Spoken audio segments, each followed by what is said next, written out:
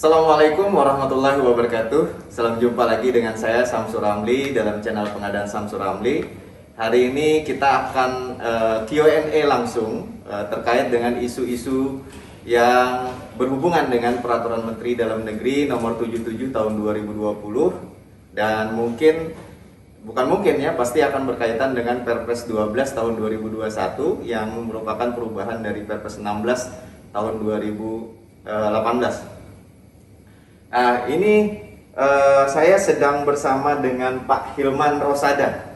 Pak Hilman Rosada ini adalah, mudah-mudahan masih nih Pak ya, Kasih Perencanaan Anggaran Daerah Wilayah 2 Kemendagri, dan juga salah satu yang terlibat langsung dalam perumusan Peraturan Menteri Dalam Negeri Nomor 77 Tahun 2020. Sehingga menurut saya beliau ini sangat berkompeten untuk menceritakan asbabun nuzul, kemudian juga filosofi terkait dengan Peraturan Menteri Dalam Negeri Nomor 77 Tahun 2020 yang nanti juga akan kita diskusikan hubungannya dengan Perpres 16 Tahun 2018. Saya sudah menyiapkan beberapa pertanyaan yang menyebar di netizen untuk kita diskusikan. Mudah-mudahan setelah diskusi ini kita akan menjadi terang benderang sebenarnya posisinya seperti apa. Sebelum mulai ini karena kita sudah jaga jarak, kemudian juga protokol kesehatan, saya mungkin izin lepas masker Pak Hilman, mungkin supaya kita bisa lebih lega karena ini juga suara supaya lebih clear. Sebelum saya mulai, saya izin dulu nih dengan Pak Hilman, kira-kira tidak masalah ya masuk di dalam vlog saya? Ya, ini pengalaman baru saya sebetulnya. Baik Pak Hilman, ini sebenarnya ditodong ya Pak Hilman ya, jadi teman-teman sekalian ini tidak ada planning khusus, tapi pada event KM Partner ini muncul, kayaknya memang kita harus ngadain vlog. Baik Pak Hilman, saya ingin pertama ini yang paling banyak masuk di pertanyaan itu, apakah PA wajib membentuk atau menetapkan KPA dalam pengelolaan keuangan daerah? Baik, kalau di dalam konteks APBD, penunjukan KPA itu sifatnya dapat. Gitu. Kalau kita bicara dapat, kalau Bapak Ibu melihat dari konteks kalimatnya di dalam Perpres 12 tahun 2019 ataupun di Permendagri 77 tahun 2020, ada kalimat yang tersurat begitu bunyi di dalam Permendagri tersebut adalah pengguna anggaran dapat melimpahkan sebagian kewenangannya kepada Kepala Unit SKPD selaku kuasa pengguna anggaran. Jadi ada tiga kata kunci. Pertama, dapat. Kalau sudah dapat maka tidak wajib. Iya. Begitu. Dalam konteks APBD sekali lagi tidak wajib karena dapat, boleh menunjuk, boleh tidak, begitu. Yang kedua, sebagian, dan kalau kita bicara sebagian maka ada sebagian kegiatan, subkegiatan yang dianggap memberatkan atau yang dianggap overload bagi pengguna anggaran, silahkan limpahkan kepada kuasa pengguna anggaran. Yang ketiga, kepala unit, maka kepala unit itu kita berbicara soal unit yang ada di dalam ruang lingkup SKPD-nya, baik itu di dalam lingkungan SKPD ataupun di anak sebagai SKPD.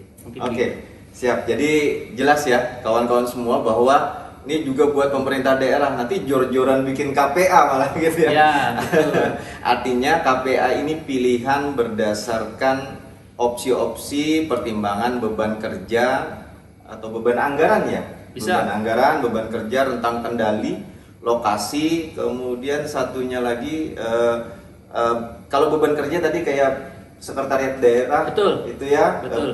kabak, kepala biro itu adalah kuasa pengguna anggaran. Jadi jawaban tegasnya KPA tidak wajib tetapi merupakan pilihan berdasarkan pertimbangan-pertimbangan objektif. Oke, kemudian yang kedua nih, apakah kalau PA tadi bertindak sebagai PPK, ini terkait dengan perikatan, apakah KPA secara otomatis melaksanakan perikatan atau perjanjian dalam pengadaan barang jasa?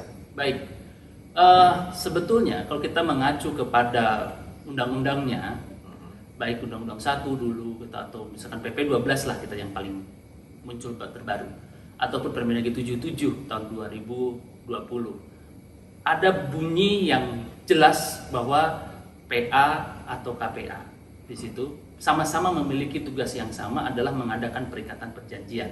Itu sebetulnya sudah secara tersurat bahwa kontrak itu ditandatangani utamanya adalah oleh PA KPA. Gitu. Jadi ini sesuatu yang sebenarnya tidak perlu dijelaskan, gitu. Betul. Artinya Betul. tanpa disebutkan PA bertindak sebagai PPK, KPA bertindak sebagai PPK, itu sudah melekat kepada PA. Sudah melekat. Okay. Karena kita berbicara kalau konteks pengguna anggaran dalam APBD, beliau adalah pemegang kekuasaan dalam penggunaan anggaran, bukan dalam pengelolaan keuangan daerah, karena pemegang kuasa pengelolaan keuangan daerah di kepala daerah. Tapi dalam konteks pengguna anggaran, itu dari aktivitas pelaksanaan sampai aktivitas pembayaran yang menjadi tanggung jawabnya hanya satu pintu, ada di pengguna anggaran atau kuasa pengguna anggaran. Oke, siap. Jadi sangat tegas sekali. PA, KPA bertindak sebagai PPK itu tidak perlu disebutkan pun sebenarnya dia sudah melekat bahwa PA, KPA adalah pelaksana tugas ke PPKA. Begitu ya. Oke, yang ketiga nih, Pak. Ini pertanyaannya. Nah, sekarang pertanyaannya ini saya yang pertama dulu. Karena harus ada dua sisi nih. Baik. Apakah PA, KPA wajib menetapkan PPK dalam pengadaan barang jasa? Baik, kalau konteks wajib tidak wajib, maka sebetulnya saat melekat konteks kewenangan atau konteks otorisasi, konteks dalam hal tanggung jawab, maka dalam konteks hal ini maka terap melekat pada PA KPA. Iya. Tetapi ada konteks teknis. Apabila dikuasai secara teknis oleh PA dan dikuasai secara teknis pengadaan barang jasa khususnya oleh KPA, maka sebetulnya tidak perlu. Tidak perlu. Tapi dalam kapasitas ini, jika dalam konteks tertentu tidak dikuasai, maka silahkan. Itu pilihan, dan itu pilihan terakhir saya. Siap. Gitu. Ya, baik. Ini sebenarnya nanti akan juga mengikat kepada pertanyaan yang selanjutnya nih. Tapi Pak Hilman sudah menjelaskan bahwa tidak wajib membentuk atau menetapkan PPK mandiri. Betul. Gitu. Karena PA KPA itu otomatis melekat sebagai atau melakukan pembuatan komitmen. Itu mudah-mudahan begitu ya Pak Hilman. Betul. Nah, ini yang pertanyaan selanjutnya sebenarnya sudah terjawab sih. Saya cuma pengen konfirmasi saja. Apakah PA dilarang menetapkan PPK dalam pengadaan barang jasa di daerah?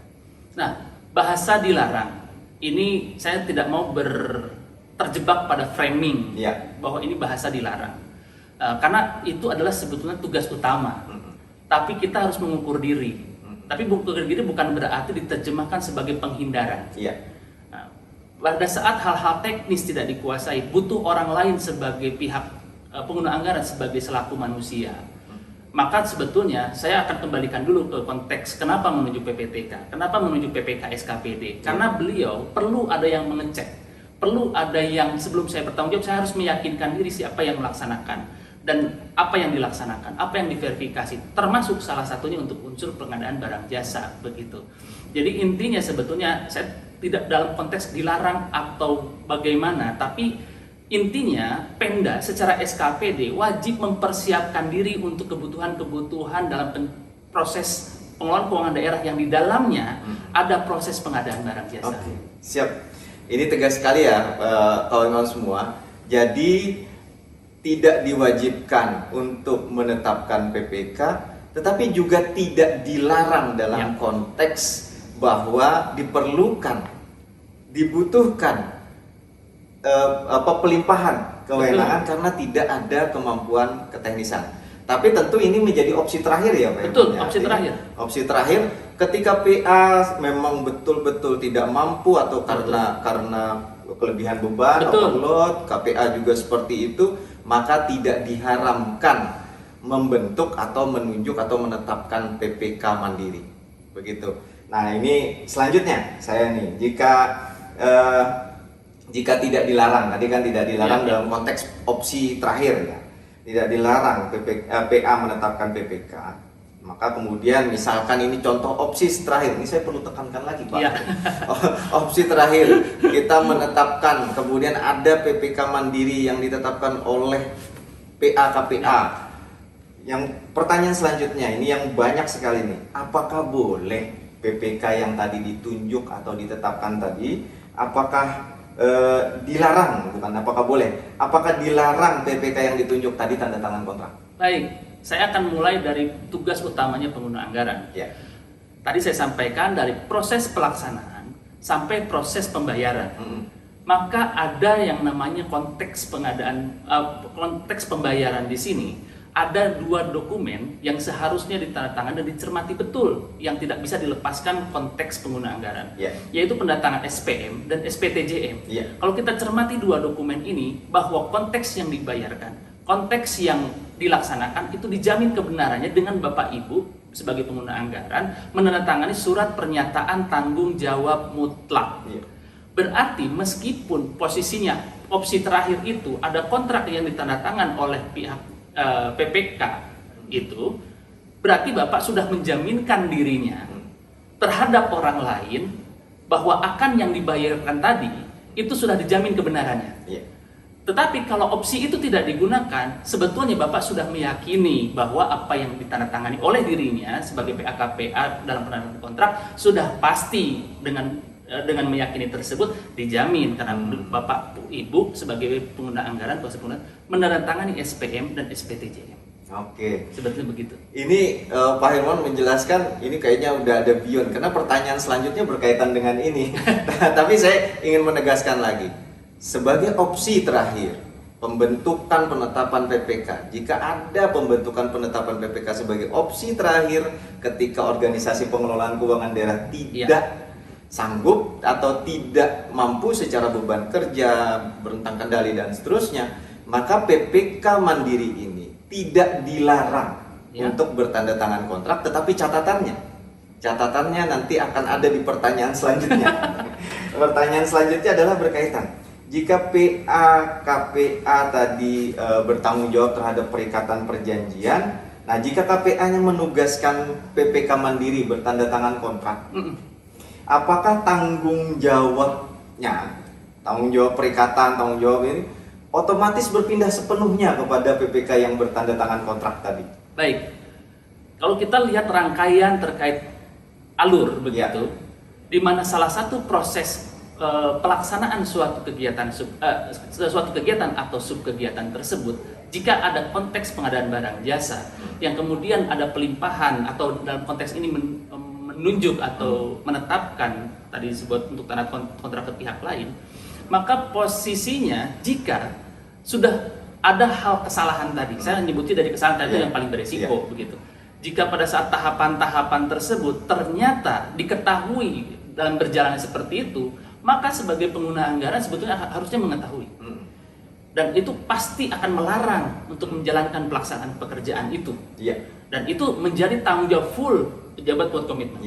Tetapi jika pada saat proses dibiarkan berlarut-larut, bahkan sampai muncul tagihan, sampai muncul SPM dan beliau menandatangani SPTJM, ya otomatis menjadi tanggung jawab bersama dan setiap alur siklusnya, karena terjadi pembiaran, padahal siklus check and balance-nya sudah harus dilakukan begitu. Maka itu menjadi tanggung jawab bersama dari mulai PPK-nya atau komitmennya, PPTK-nya, PPK SKPD sebagai verifikator dan sebagai pengguna anggaran atau kuasa pengguna anggaran dalam konteks pengesahannya.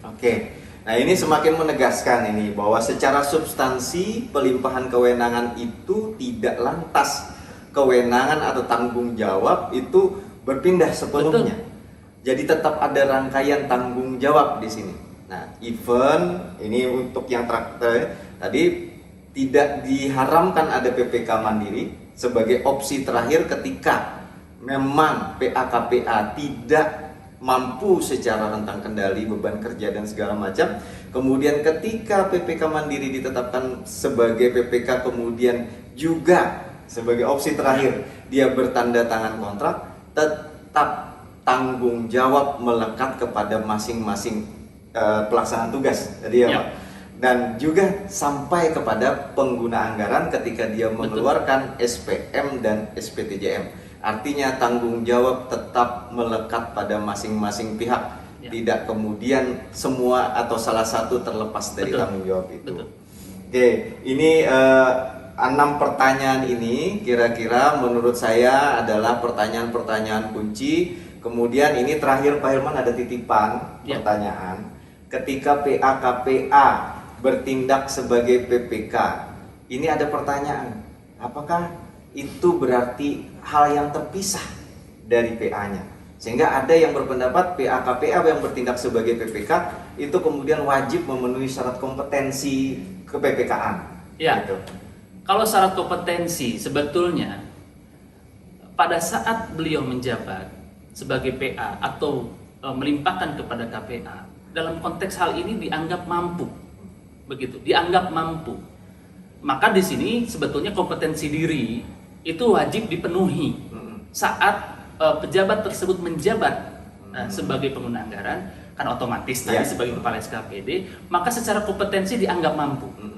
Dianggap sudah memahami peraturan perundang-undangan. Gitu. Jadi tidak ada alasan pada saat menjabat satu jabatan, baik PA atau KPA, menjadi alasan saya tidak belum membaca, karena dianggap pada saat prosesnya tersebut terjadi dan diletakkan pada jabatan tersebut sudah diterjemahkan mampu melaksanakan dalam konteks pengakuan daerah. Berarti tidak bersertifikat atau bersertifikat itu tidak jadi alasan ketika dia sudah jadi PA-KPA ya? Betul, karena posisinya sertifikasi itu sebetulnya kami kembalikan lagi ya. Dalam konteks syarat-syarat menduduki jabatan begitu. Itu kami kembalikan. Gitu. Jika memang aturan terkait pengadaan barang jasa wajib ada, maka saat harus ada ya memang harus sertifikasi. Maka ini tugas dari kalau ke provinsi biro kepegawaian atau bukan biro, bagian BKD gitu. Atau di kabupaten kota BKPSD untuk menyiapkan personal begitu. Ya, untuk memfasilitasi kebutuhan syarat persyaratan tersebut secara perjenjangnya. Jadi secara bisa saya simpulkan secara ideal pejabat-pejabat struktural yang menduduki jabatan sebagai PA-KPA secara idealnya wajib memiliki sertifikat kompetensi. Sebetulnya. Gitu. Tetapi tidak kemudian ketika tidak memiliki sertifikat kompetensi dan kemudian tidak ditetapkan sebagai pejabat struktural yang merupakan PA-KPA tidak bersertifikat, itu tidak kemudian dia tidak layak untuk menjadi PPK. Karena sudah melekat. Dari awal sudah melekat. Jadi tidak perlu sertifikat untuk menjadi PA-KPA gitu. Tetapi secara ideal dia akan lebih baik memiliki sertifikat kompetensi. Oke, saya pikir itu hal-hal yang paling krusial. Izinkan saya untuk menyimpulkan dalam jawaban yang singkat ya.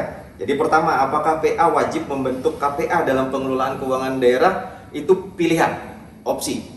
Kemudian yang kedua, apakah KPA secara otomatis melaksanakan perikatan atau perjanjian dalam pengadaan barang jasa? Itu melekat, sudah ada di dalam PA-KPA. Kemudian apakah PA wajib menetapkan PPK dalam pengadaan barang jasa daerah? Tidak wajib, itu berdasarkan opsi atau pilihan tadi. Kemudian apakah PA dilarang menetapkan PPK dalam pengadaan barang jasa di daerah? Tidak dilarang. Opsi terakhir ketika ada kebutuhan PPK. Jika tidak dilarang menetapkan PPK, apakah PPK dilarang tanda tangan kontrak? Tidak dilarang menandatangani kontrak. Tetapi harus diingat, tanggung jawab tetap melekat kepada seluruh para pihak termasuk pengguna anggaran, kuasa pengguna anggaran.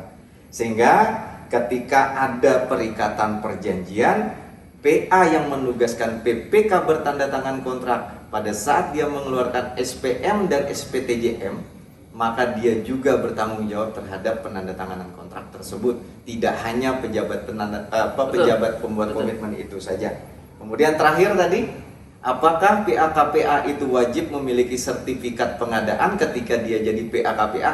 Jawabannya tidak wajib, tetapi idealnya PA-KPA tersebut memiliki sertifikat kompetensi. Mudah-mudahan demikian Pak Hilman. Mudah-mudahan bermanfaat. Ya.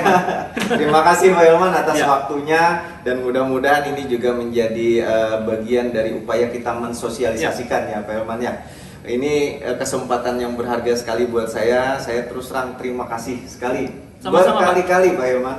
Sama-sama, Dan Pak. saya juga mohon maaf, nanti tolong disampaikan kepada teman-teman Kemendagri kalau misalkan ada vlog-vlog saya yang mungkin sedikit kalimatnya, narasinya tidak terlalu pas. Mudah-mudahan dengan vlog yang pamungkas ini ya, bukan pamungkas sih sebenarnya, vlog kali ini jawaban atau pertanyaan-pertanyaan kawan-kawan semua bisa terjawab dan clear agar kita bisa melaksanakan proses pengelolaan keuangan daerah yang di dalamnya, saya izin mengulang, Boleh. yang di dalamnya ada pengadaan barang jasa ini bisa membuat pembangunan kita berjalan sebagaimana mestinya dan memperoleh kemanfaatan bagi kesejahteraan bangsa dan negara. Ya. Demikian saya Samsur Ramli dan juga Saya Hilman.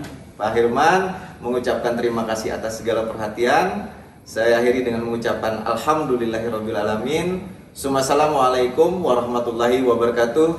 Salam pengadaan.